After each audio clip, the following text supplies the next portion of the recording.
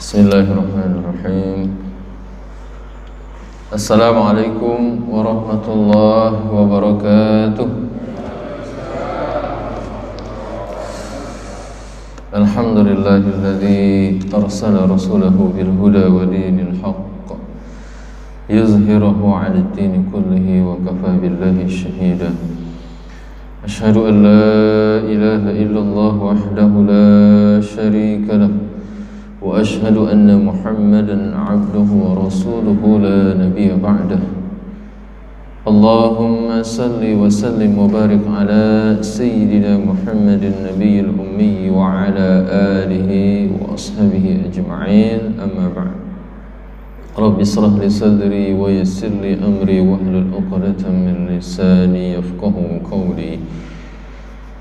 Rabbi a'udzu bika min hamazati syayatin wa a'udzu bika rabbi an yahdurun. Wa qala Allah ta'ala fi kitabihil karim, a'udzu billahi minasy syaithanir rajim.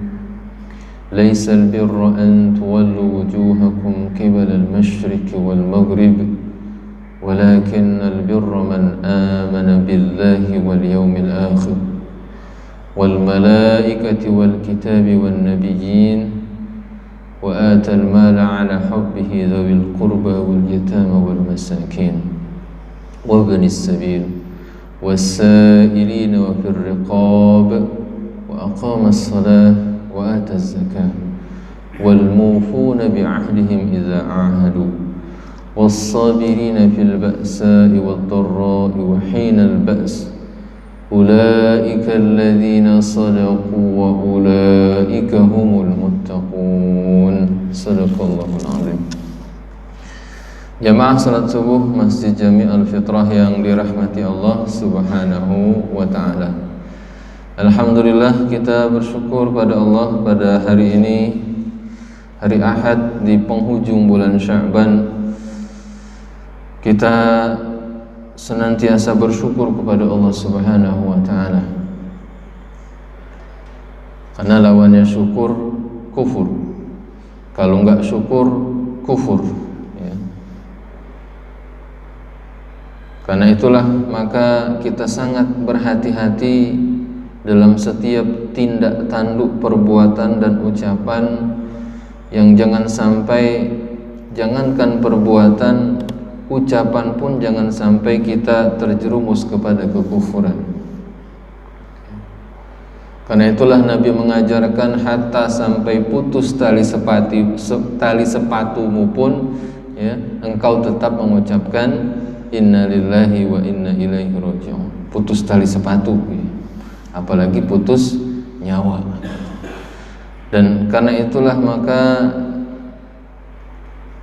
jika sampai hari ini kita masih bisa merasakan nikmat-nikmat Allah Subhanahu wa ta'ala, baik itu berupa nikmat umur, nikmat sehat, nikmat kesempatan, nikmat taufik dan hidayah yang menguatkan iman dan Islam kita, yang merupakan dua nikmat terbesar yang akan menjadi penentu keselamatan kita dunia dan akhirat.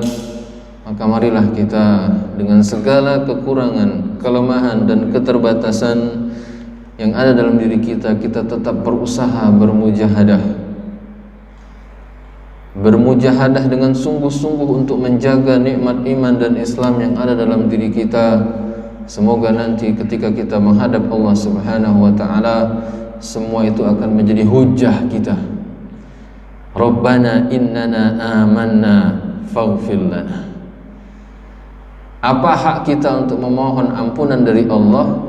Karena kita telah berusaha untuk beriman. Innana amanna, ya Allah, aku telah berusaha untuk beriman kepadamu. Faghfir lana, maka ampunilah aku. Salawat dan salam kita kirimkan kepada ruh junjungan kita Nabi besar Muhammad sallallahu alaihi wasallam, keluarganya, sahabatnya dan seluruh pengikutnya hingga yaumil qiyamah.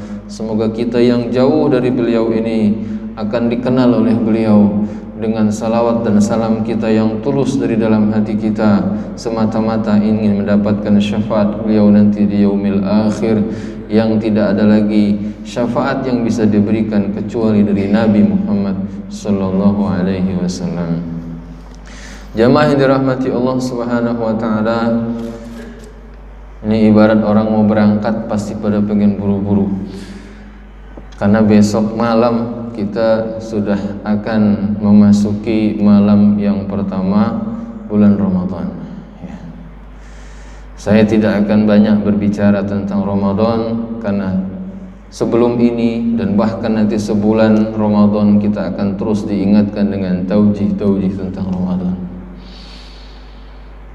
Namun yang penting adalah bagaimana kita menata niat, menjaga keikhlasan kepada Allah Subhanahu wa taala. Semoga kita termasuk orang-orang yang tercatat, ya, kutiba alaikum, yang dicatat oleh Allah Subhanahu wa taala menjadi bagian dari orang-orang yang layak untuk masuk ke dalam madrasah Ramadan tahun ini. Sekali lagi, apapun keterbatasan kita, maka yang penting niat dan motivasi kita untuk menikmati jamuan dari Allah Subhanahu wa taala yang datang setiap tahun sebulan penuh untuk diberikan kepada orang-orang yang beriman.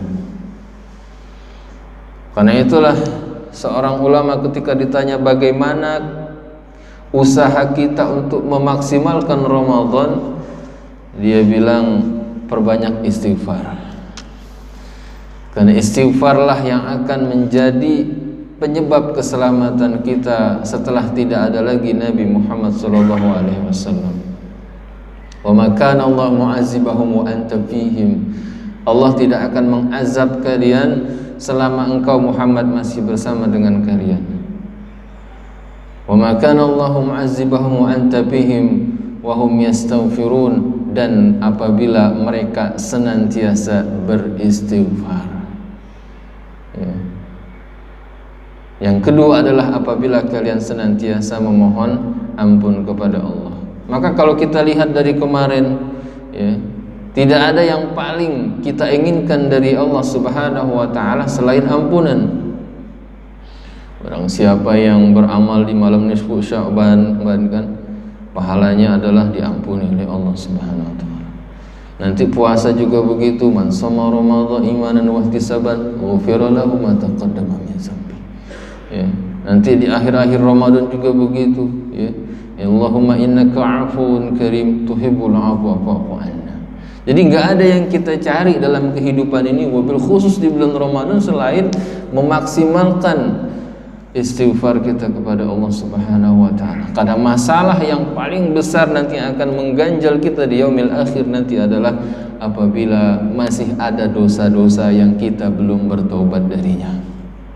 Kamarilah kita yang penuh dengan dosa dan kesalahan ini selalu memohon ampun kepada Allah Subhanahu wa taala. Nah, maka pada pagi hari ini saya akan melanjutkan pembahasan kita di hadis arba'in yang alhamdulillah pada pagi hari ini kita akan memasuki hadis yang ke-27.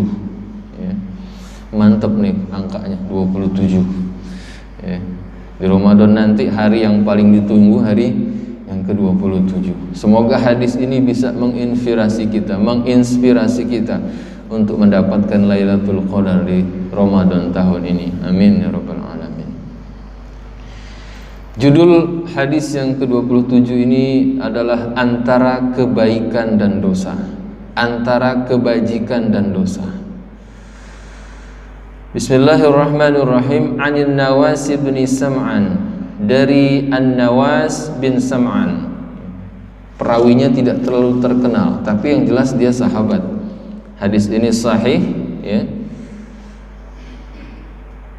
Diriwayatkan oleh Imam Ahmad. Hadisun hasan rawaina fi Musnad al-Imamain Ahmad bin Hanbal wa Darimi bi isnadi hasan. Ya. Saya cari-cari biografinya cuma dapat singkat sekali. Nawas bin Sam'an bin Khalid bin Amr al-Amiri al-Kulabi, itu namanya, radhiyallahu anhu. Sahabat ini berasal dari Syam. Syam itu berarti daerah yang sekarang Palestina, Jordan, Satu lagi apa? Palestina, Jordan, Suriah. Suriah yang lagi perang itu, yang masih perang. Itu daerah itu yang dulu disebut dengan Syam. Jadi cukup jauh dari Mekkah. Ya. Datang menghadap Nabi SAW bersama bapaknya. Jadi masuk Islam bareng-bareng sama bapaknya. Lalu tinggal di Madinah selama 1 tahun untuk mendalami agama dan hadis. Ya. Namun di sini diriwayatkan beliau hanya meriwayatkan 17 hadis dari Nabi Shallallahu Alaihi Wasallam, termasuk hadis ini. Jadi walaupun sedikit, satu tapi sangat berkualitas. Anin Nawas bin Sam'an radhiyallahu anhu anin Nabi Shallallahu Alaihi Wasallam qala al-birru husnul khuluq. Kebaikan adalah akhlak yang terpuji.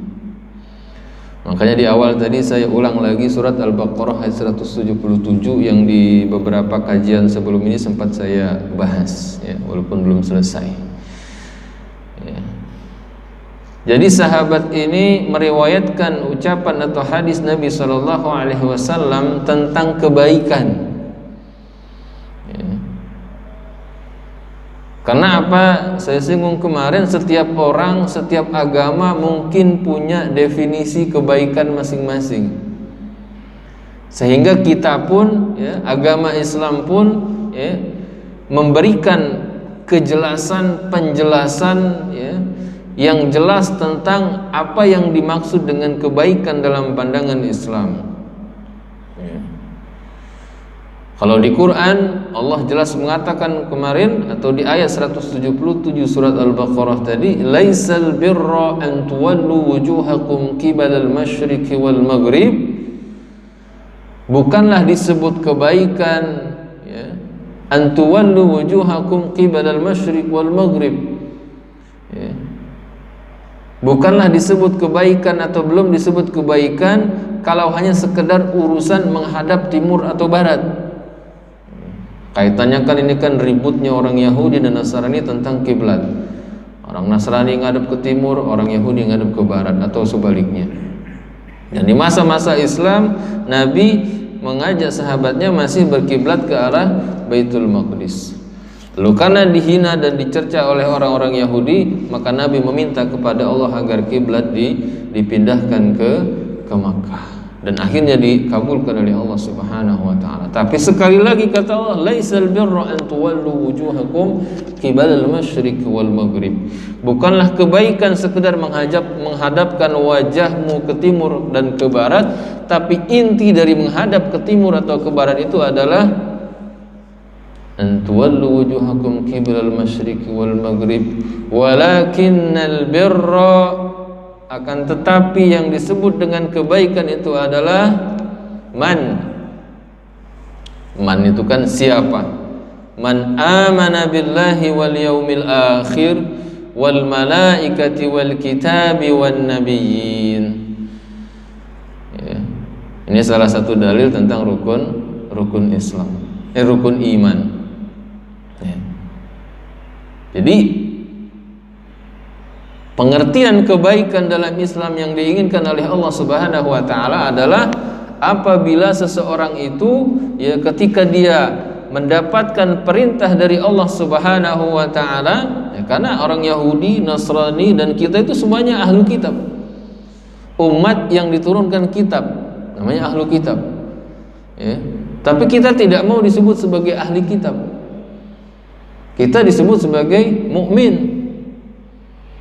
Ya. Kenapa Allah menyebut Yahudi dan Nasrani sebagai ahlu kitab? Karena mereka hanya pernah diberikan kitab kepada mereka, tapi mereka tidak sungguh-sungguh menjalankan kitab itu. Makanya disindir oleh Allah Subhanahu wa taala dalam Al-Qur'an, ya, alladzina atainahumul kitab yatlunahu haqqa tilawatih. Yang disebut dengan ahlu kitab itu adalah yatlunahu haqqa tilawati, ya, ini mereka yang senantiasa membacanya dengan sebenar-benar bacaan. Jadi bacaannya aja harus benar, apalagi memahaminya, apalagi menghafalkannya, apalagi mengamalkannya.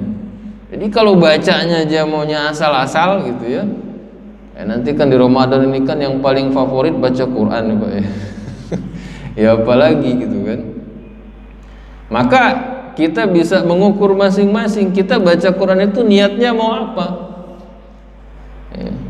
Mau sekedar ikut-ikutan ya, karena musim kan enggak, biasanya namanya juga musim gitu ya. Orang musimnya ngaji, ya udah kita ngaji. Tapi apa dasar kita baca Quran itu yang akan menentukan kita akan mendapatkan kebaikan atau tidak dari tilawatul Quran kita itu. Ya. Saya dapat ceramah terakhir di akhir-akhir hayatnya Ali Jabir itu, beliau mengatakan biasanya saya ini sebulan di bulan-bulan biasa aja 10 kali khatam Quran, dan setiap hari selalu merutinkan membaca surat Al-Baqarah ya.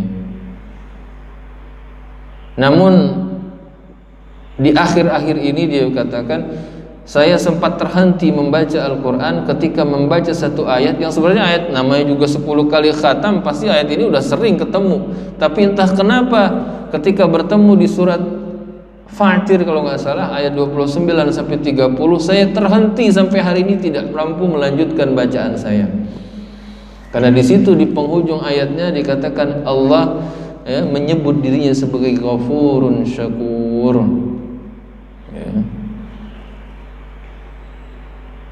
Allah adalah yang maha pengampun lagi maha syakur. Syakur itu apa kata beliau? Syakur itu adalah membalas dengan banyak dari amalan yang sedikit. Jadi Allah itu akan membalas apapun amalan kita selama memang amalan itu benar. Makanya bacaan Quran itu hati-hati benar, karena dia akan dibalas per huruf ya, bukan per ayat. Kalau orang dibalas per ayat enak, kamu baca berapa ayat hari ini? 10 ayat, dah 10 pahalanya. Tapi kalau ditanya per huruf atau dibalasnya per huruf, 19 huruf bismillah, 1 salah, maka pahalanya hanya 18 ya. Kata Imam Nawawi, Al-Fatihah itu ada 13 atau 14 tasydid, 1 aja salah nggak sah sholatnya.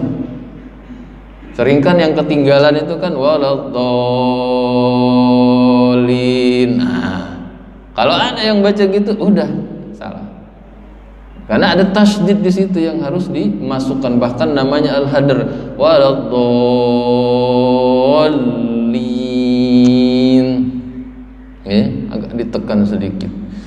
Nah karena itulah kita jelas-jelas harus punya landasan kebaikan yang walaupun amal itu sesederhana apapun, tetap kerangkanya adalah man amana billahi wal yaumil akhir, dalam kerangka keimanan kepada Allah dan hari akhir. Makanya hadis Nabi kan, man kana yu'minu billahi wal yaumil akhir falyukrim jarahu falyakul khairan aw liyasmun ya. Kok urusan dengan tetangga, urusan dengan tamu, urusan dengan lisan dikaitkan dengan iman kepada Allah dan hari akhir? Kenapa urusan lisan, urusan dengan tetangga, urusan dengan tamu bisa kebawa-bawa sampai akhirat nanti kalau nggak beres? Nah makanya kita harus serius. Nah makanya kembali ke hadis ini ya, ayat tadi silahkan dilanjutkan sendiri ya. Al-birru husnul khuluq, kata Nabi, kebaikan itu adalah akhlak yang baik ya. Makanya dalam Ramadan nanti gitu kan ya, kita akan ditawarkan dengan berbagai macam amalan-amalan, akan ditawarkan dengan berbagai macam amalan-amalan soleh, ibadah-ibadah yang begitu banyak ya. Tapi jangan sampai atau jangan lupa gitu kan, ketika kita mengamalkan amalan-amalan itu ya, tidak membuat kita atau tidak membentuk akhlak kita menjadi semakin baik. Nah ini penting ya. Apa hubungannya antara ibadah ya, amal soleh gitu kan, dengan akhlak kita. Kan sering orang ke masjid tiap hari tapi sama tetangga galak banget gitu kan, rajin ngaji tapi ngomongnya nyakitin. Nah, nggak enak kan kalau ada omongan kayak gitu ya. Ini puasa-puasa ngomongin orang juga gitu kan. Nah, zaman Nabi itu ada riwayat gitu kan, ketika awal-awal puasa ya, Nabi memanggil berapa orang perempuan dan disuruh memuntahkan isi perutnya. Dan ketika dikeluar isi perutnya itu isinya daging mentah semua. Ternyata apa? Ya perempuan-perempuan ini lagi puasa nggak berhenti. Apa istilahnya kalau sekarang itu? Ngegosipnya gitu. Ya, disuruh muntahkan oleh Nabi karena kamu baru saja memakan daging saudaramu sendiri. Ya. Nah, maka yang paling penting ini nanti ketika kita berpuasa pada khususnya adalah bagaimana puasa itu bisa membentuk akhlak kita yang baik. Ya, karena berat. Ya, sekali lagi. Ya. Kalau nggak berat, nggak mungkin pahalanya besar. Ya. Nah, setelah itu wal ismu ma haka fi nafsika, dan yang disebut dengan dosa itu adalah apa yang meresahkan jiwa. Ya. Kemarin saya dengar ngikutin kajian tarhib ini dari tanggal 10 sampai kemarin siang malam tarhib Ramadan, terus punya dengerin ceramah siang malam bahkan diulang-ulang. Ya. Sang Ustadz mengatakan yang dimaksud dengan la'allakum tattaqun itu adalah agar kalian takut dosa. Ya. Salah satu yang membuat orang berani berbuat dosa karena kurang takwa. Ya, kita inilah gitu kan. Oh, udah sendirian, nyantai, udah setan berdua temannya. Ya, tenang aja, nggak apa-apa. Nah, itu hati-hati bisikannya. Maka pegangan kita dalam menilai sebuah dosa, ya, apalagi nanti bulan puasa itu sensitif sekali kita dengan dosa. Oh, kalau nggak puasa udah gembat loh gitu. Kan. Pernah saya lagi di jalan tuh musafir, bisnya dipepet-pepet mau berantem sama orang gitu kan, sampai penumpangnya juga ikut emosi. Ini gua kalau nggak takut puasa udah turun. Masih ada pegangan lah, lumayan lah gitu kan. Ya. Karena memang orang akan sangat sayang dengan ibadahnya ketika dia harus melakukan sebuah dosa, ditahan-tahan kan. Ya. Nah, maka pembiasaan yang harus kita lakukan tadi, selain kita membiasakan diri kita untuk berbuat baik, termasuk juga pembiasaan kita untuk menahan, menjaga diri kita dari dosa.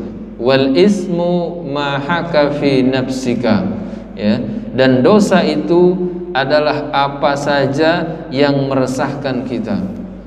Jadi selama kita masih resah dengan sebuah dosa, maka itu masih ada tanda iman di dalam hati kita. Ya.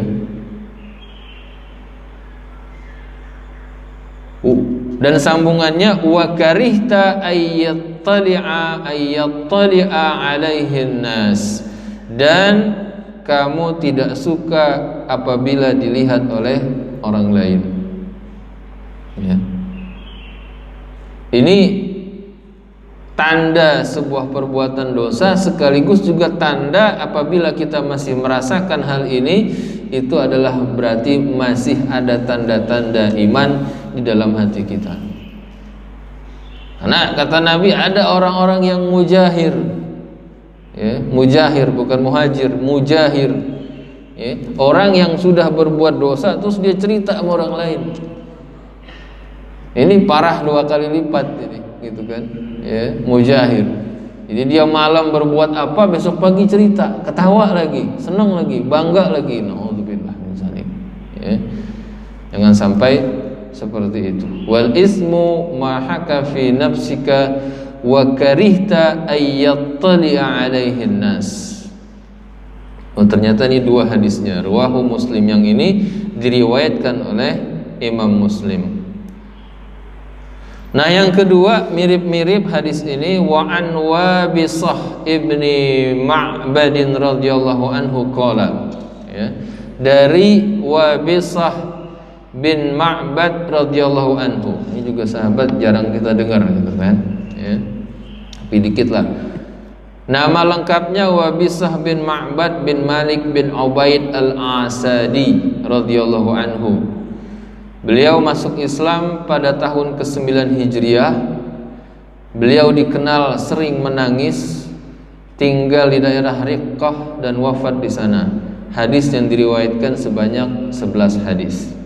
Ya. 11 hadis juga lumayan, pada kita nggak ada sama sekali. Ya, makanya apa namanya, balighu anni walau ayah, itu juga untuk menghibur kita orang-orang akhir zaman ini. Ya, sampaikan dariku walaupun satu ayat.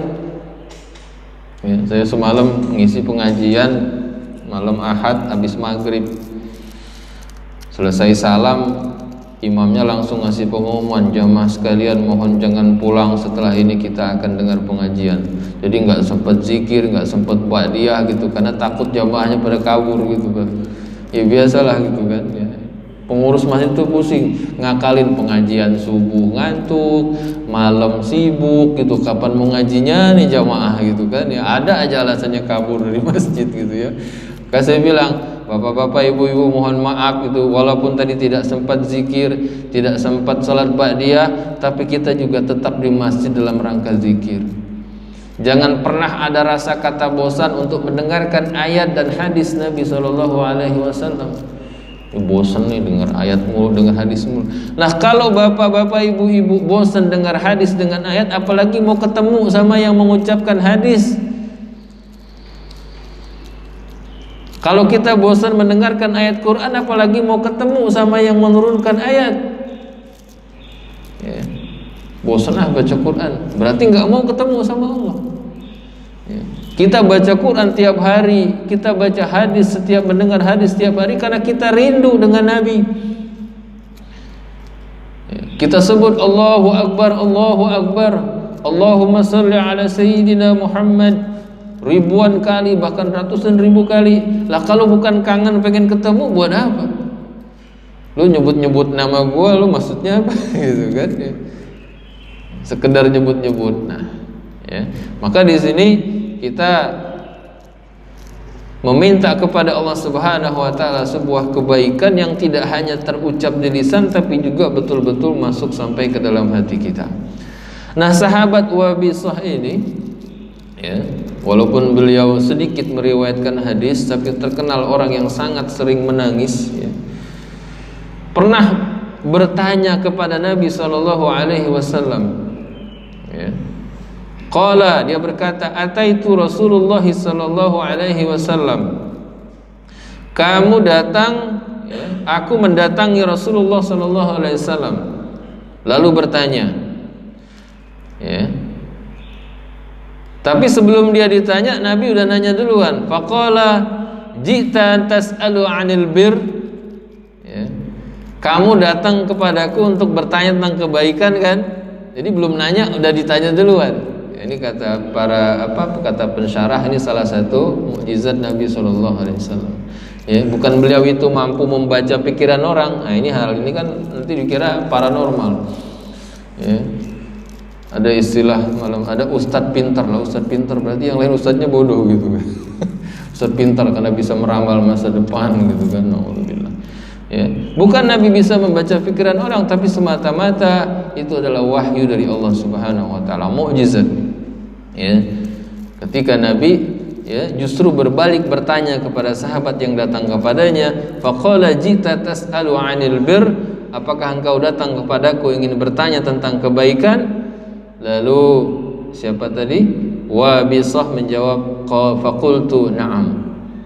Lalu aku menjawab, benar ya Rasulullah sallallahu alaihi wasallam.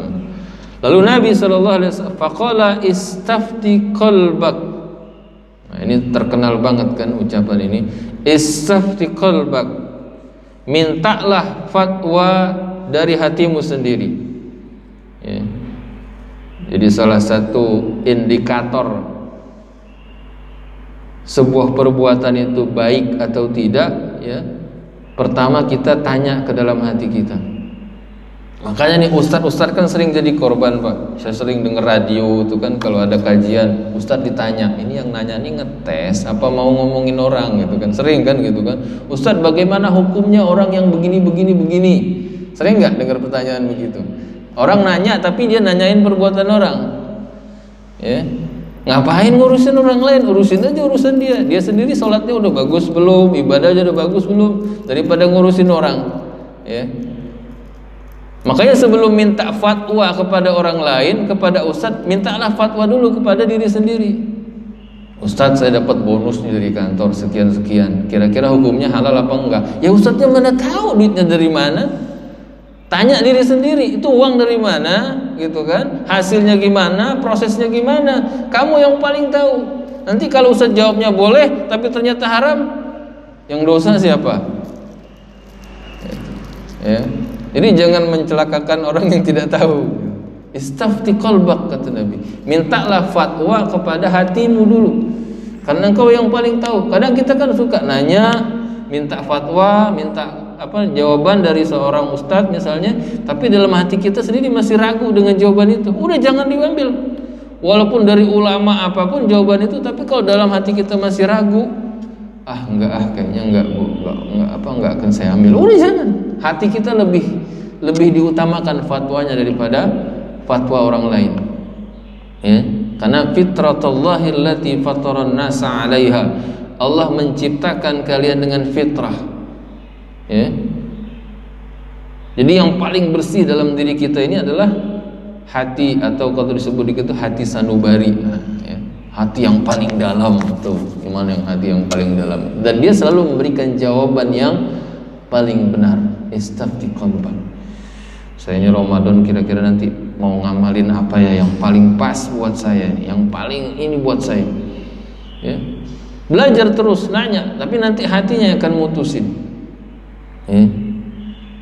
Termasuk saya kan sering bicara tentang khatam Quran kalau Ramadan itu. Enaknya khatam Quran atau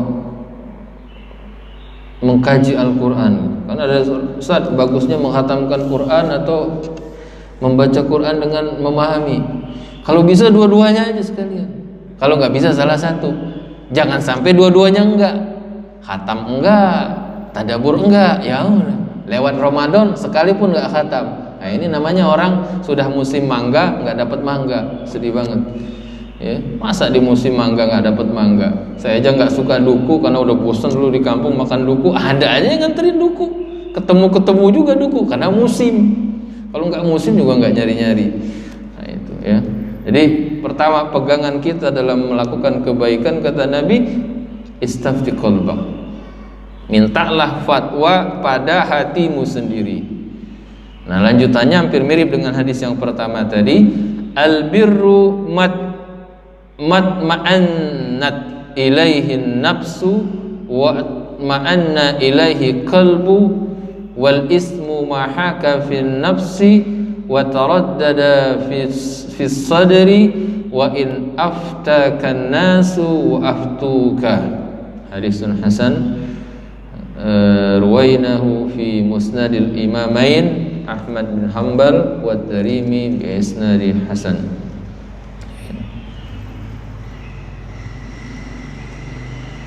Kebaikan adalah apa yang membuat jiwa dan hatimu tentram, sedangkan dosa adalah apa yang membuat jiwa dan hatimu gelisah. Ya. Sedangkan dosa adalah apa yang membuat jiwa dan hatimu gelisah, meskipun orang lain berulang kali membenarkan ucapanmu itu.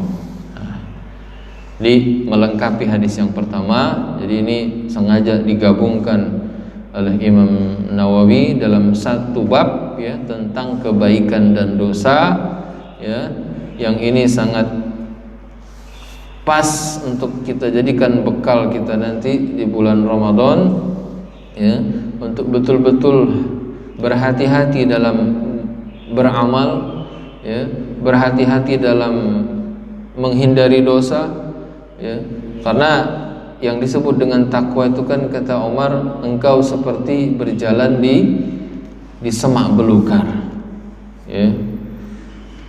Kalau orang tahu semak belukar itu banyak potensi-potensi yang akan membuat kakinya tertusuk duri atau tertusuk beling atau batu atau hal-hal yang tidak terduga, maka tentu dia akan lebih berhati-hati. Ya, itulah hidup kita di dunia saat ini, ya, yang penuh dengan ujian. Yang namanya ujian, ya udah fokus, konsentrasi dengan ujian. Jangan sibuk urusin ujian orang lain. Ini yang repot. Kita lagi ujian tapi sibuk ngurusin orang. Ya. Wa ma ursilu, apa di surat Al-Mutaffifin? Siapa yang hafal? Wa ma ursilu, lanjutannya apa? Yang ujungnya hafizin gitu. Ya. Dan aku tidak mengutus engkau wahai Muhammad untuk menilai orang lain. Ya. Ini si fulan nih sholatnya nggak beres, ya, si fulan nih bacaan Qurannya belum bener nih. Ya, nggak perlu, urusin aja ulangan kita, ujian kita masing-masing. Ya. Terkait juga dengan termasuk juga hal-hal yang sifatnya duniawi. Saya ibaratkan ya, antara orang kaya dengan orang miskin itu seperti murid yang kaya dan murid yang miskin, sama-sama ujian. Satu, kalau orang kaya penanya bagus gitu kan, kalau orang miskin ya penanya murah gitu. Tapi sama-sama lagi ujian. Nggak penting pena bagus, pena jelek, yang penting hasil ujiannya. Ya, itu hanya membedakan saja gitu. Dan itu pun juga termasuk ujian. Gitu. Maka marilah sama-sama kita syuruk, masih 8 menit. Tadi Pak, sebelum kita lanjut jalan, ya. Baik, kalau tidak ada, semoga bisa kita jadikan renungan hadis Nabi Sallallahu Alaihi Wasallam tadi dan kita betul-betul niatkan untuk kita amalkan.